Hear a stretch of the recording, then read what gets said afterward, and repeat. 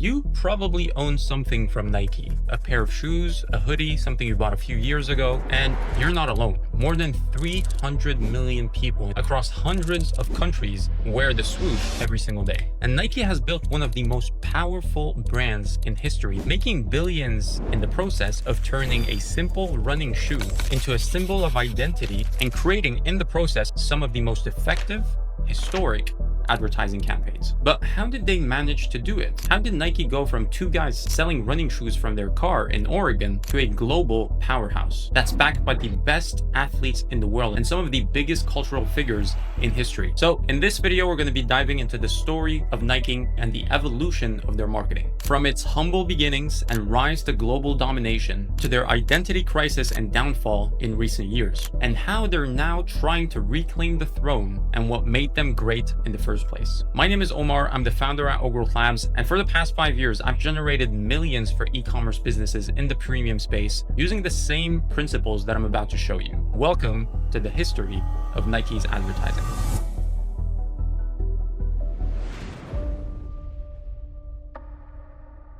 So in the early 60s, America is booming. You've got Adidas and Puma completely dominating the global landscape of shoes, and the world is just happy and it's running really well. Nobody is expecting another Adidas or another Puma, or for example, Reebok, who's on the rise. No one is just expecting someone to follow those three giants. But in Oregon, Phil Knight, a university graduate with his ex-coach Bill Bowerman, had a very different idea: to make better shoes for running athletes. And Knight had just come from Japan with a crazy idea. What if the best shoes in the world didn't come from Germany, but from a small American company that was sourcing high quality shoes from Japan? Bowerman, on the other hand, he couldn't care less about money, about business, about strategy. He just wanted to make a better shoe. He was just obsessed with the product. He had spent his entire career trying to make his athletes perform better, and sometimes even picking apart their shoes and actually rebuilding them to make them better, just to gain a fraction of a second when it comes to their time and their performance. And so at the start of the year, they start a small company called Blue Ribbon Sports, and together they kind of formed a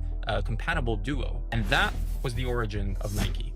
But like every single company that's starting that's small, Nike had a lot of issues at the start. At first, there was no marketing department, there was no budget for ads, just Phil hustling and actually going from meet to meet, driving his car and actually going to meet the customers and selling his products himself. He was actually selling the shoe to athletes directly. But honestly, sales wasn't their top priority, because when I started reading about Nike, I noticed that they weren't really focused on sales. They were extremely obsessed about making a superior product. Nike had a very clear vision. We wanted to be the best. There was only one way to get there. We needed to have a better product. And Bowerman's wife would actually tell stories later when she would be woken up at night by the smell of burnt rubber, and it was actually Bowerman working on shoes with a waffle maker, just trying to make a better shoe and doing research on how to improve their existing product. But by 1971, when their partnership ended with their Japanese supplier, Knight and Bowerman took a very radical decision. Now they wanted to create their entire shoe line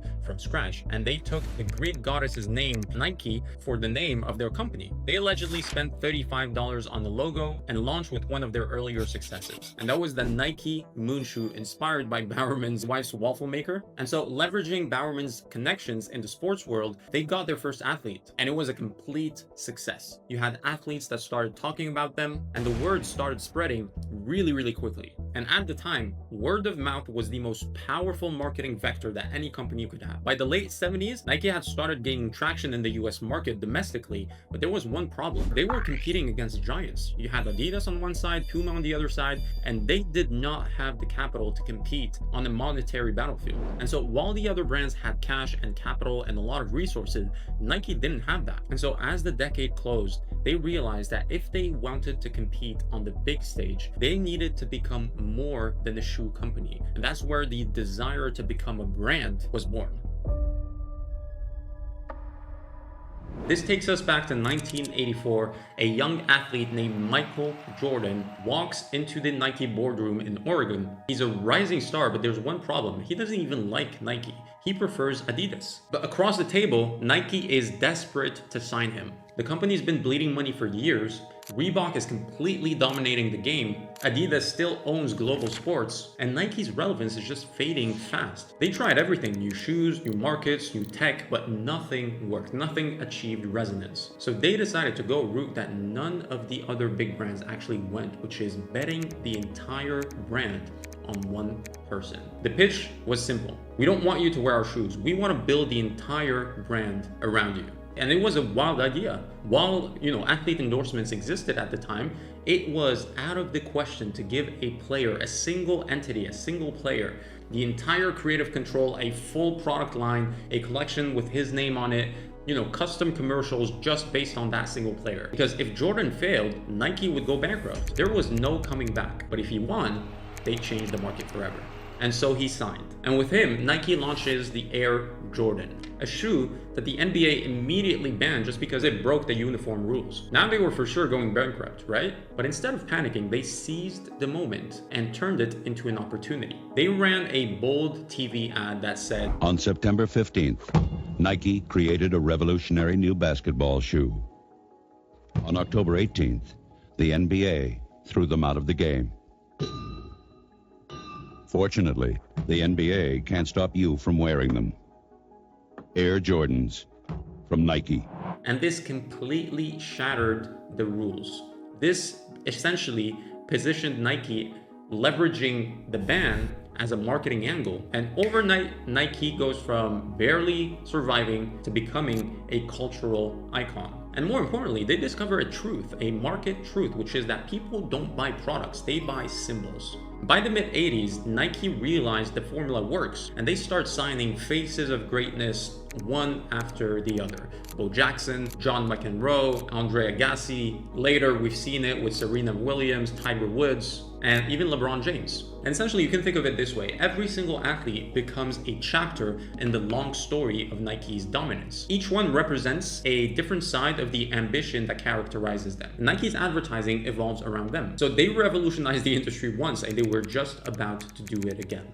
Because instead of just running ads that were focused on the product, catalog ads or like newspaper ads, they were starting to launch mini movies or mini documentaries, and those were their ads. Raw cinematic shots in very real spots that really show the reality of being an athlete, which is not winning every single day, but suffering every single day. Training videos, behind the scenes, and showing the actual effort that it takes to be successful. And they give the audience a glimpse of what it takes to become great. In 1987, they released the commercial with the Beatles titled Revolution, which shows the Air Max collection, and it's the first time a Beatles song has been used in an ad.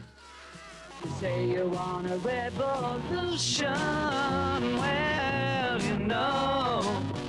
But the big boom came a year later when Dan Wildin was looking to build a slogan to stand out in their TV commercials. And inspired by the last words of convicted murderer Gary Gilmore, "Let's do it," Dan launched a 3-word phrase that changed the advertising landscape forever. Just do it. And things just exploded at this point. Organic distribution kicks into play. People are talking about it, using it in their daily life, and everyone seems so inspired by the spirit of this sentence. It was a revolution. By the early 90s, Nike dominated the entire landscape. Billboards, TV, newspaper. Every single way you looked, you saw Nike. They use bold copy, minimal design, and emotion that appeals to customers. And at this point, Nike are in disguise. They know exactly what they stand for and who they are speaking to. And to be honest, they stand for greatness. That was their positioning. And they make people feel that through their commercials and through wearing their products. By the end of the decade, Nike had done the impossible, from selling shoes out of a car to owning the global conversation about greatness. But success does not last forever. And for Nike, the reality would hit hard a few decades later.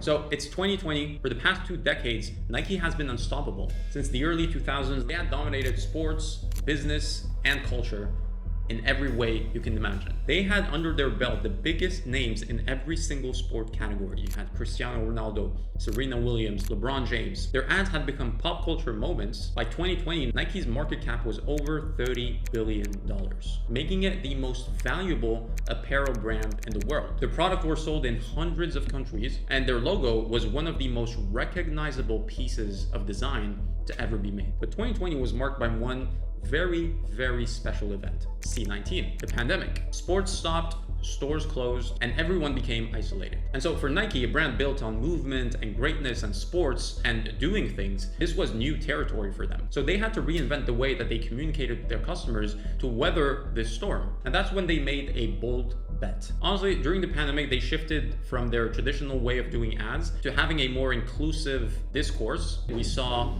plus size models, we saw everyday people, and stories centered around more of like a community rather than competition and greatness. And everyone belongs in sports. We saw things that no one would have expected from Nike. Campaigns like "You Can't Stop Us" or "Play Inside, Play for the World." And the plus size activewear launch, it had the same message essentially, is that sports is for everyone, no matter your background. And the reaction was kind of explosive. Social media exploded with outrage. Critics accused Nike of diluting its message, of betraying its core values built on discipline and excellence. Stock prices fluctuated. Lifetime fans that were really identifying with the extreme competitiveness that Nike embodied were threatening to not buy the brand anymore, right? Because they didn't recognize the values that had brought them in the first place. And so the intent of including a lot more people into the brand ecosystem becomes a PR war. That's an issue. But while a loud minority actually voiced their concerns and were outraged, something quite unexpected happened. Millions of people who have never felt represented in the sports world, were seeing that someone was actually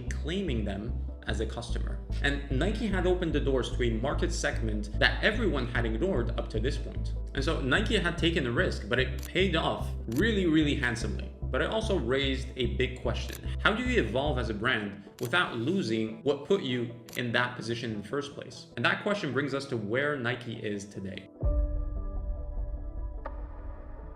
A company still learning how to navigate between honoring their tradition and where they came from and reinvention.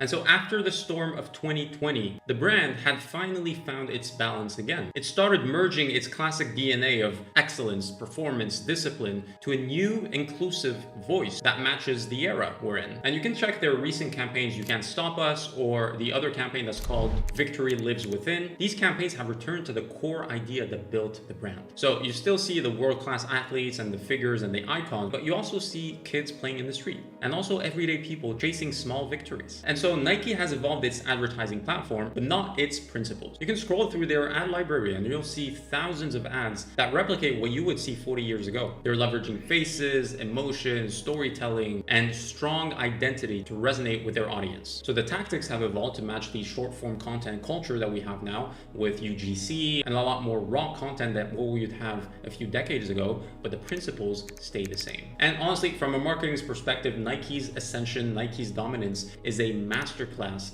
in marketing because of three distinct principles. The first one is sell belief, not products. Focus on stories. Do not focus on the product. Focus on telling a story that resonates with your customer. Trust me, I've spent millions on ads, and I can tell you that the ads that really pierce through the noise in the shortest amount of time are the ads where the product kind of blends in the background but tells a story that complements what the product is about.